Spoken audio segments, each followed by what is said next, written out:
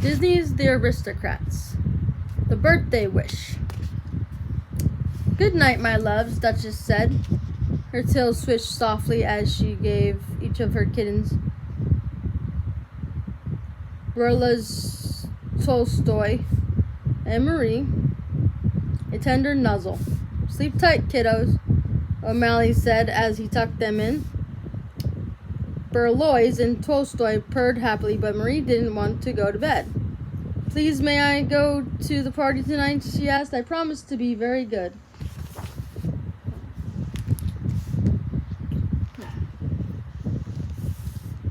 Duchess smiled and shook her head. Scat Cat will have other birthday parties you can go to when you're older. For now, you need a good night's sleep. Duchess and O'Malley left and shut the door quietly behind them. Marie listened to Berlioz begin to snore softly. Then Tolstoy's whiskers began twitching. Soon both her brothers were fast asleep, but Marie was wide awake. Voices drifted from downstairs, then music. Duchess and O'Malley were throwing a birthday party for their friend Scat Cat. He was a jazz musician who had helped Duchess and the kittens when they were separated from their owner. Marie sighed.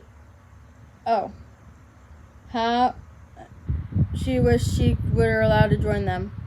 Why, Scat Cat was her friend, too. It wasn't fair. After all, Marie could laugh and dance and sing as well as any of grown up.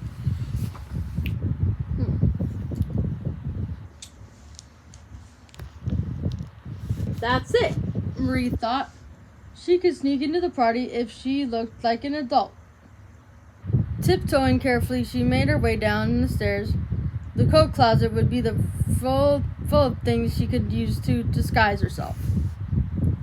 The noise from the ballroom became louder as Marie slipped into the dark closet. She rummaged around there, trying things on. The feather boa tickled her nose.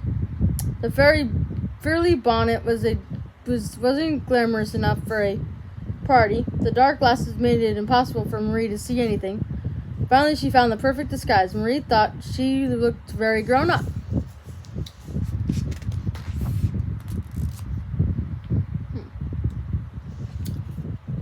Marie crept into the parlor and looked around. Scat Cat was leading the band in his fast-paced jazz number. Duchess and O'Malley were chatting with some of the cats in the corner. The most of the cats were dancing. They danced on the floor, on tables. There was even a cat swinging from the chandelier. Marie wanted to dance too, but I have to stay quiet, she reminded herself. I mustn't get caught. This is a beautiful house, someone said. Marie turned around to see a lady wearing a sparkly collar. She was talking to Marie. Thank you, Marie said. Then she slapped a paw over her mouth. She was in disguise as a guest. No one could know that this was her house. I mean, Marie added in a hurry. I think so, too. The lady cat gave Marie a funny look. Marie decided to change the subject fast. I like your collar, she said. I like your hat, the cat said. Marie beamed. It was working. Her disguise was perfect.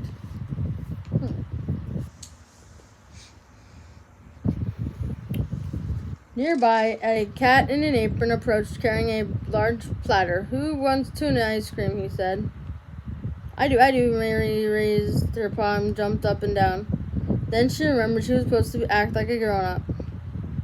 The aproned cat handed her a bowl. Thank you very much, young fellow, Marie said in her best adult voice. As she tasted the ice cream, she purred loudly. Tuna was her favorite.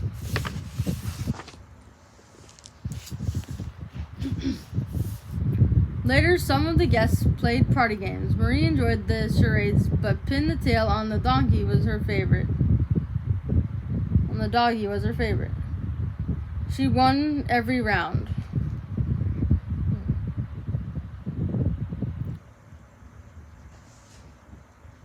As Marie removed her blindfold, the band started playing a new tune. Scat Cat put his trumpet down. "You on your own, fellas," he said to the band. "This birthday cat has got a date with the dance floor." Scat Cat walked over to Marie. "Ma'am," he said with a wink, "may I have this dance?"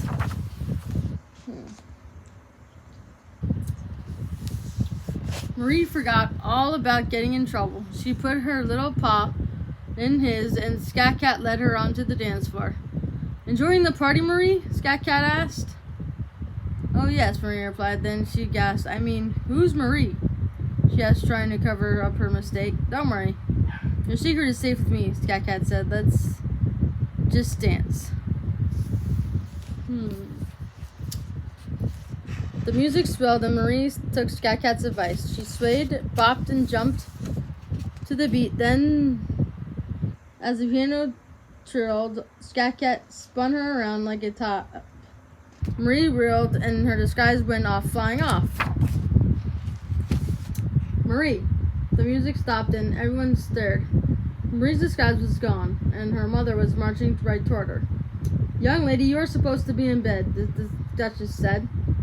Marie looked up sadly. "I'm sorry, Mama," she said. "I didn't mean to disappoint you." Marie felt terrible for making her mother angry.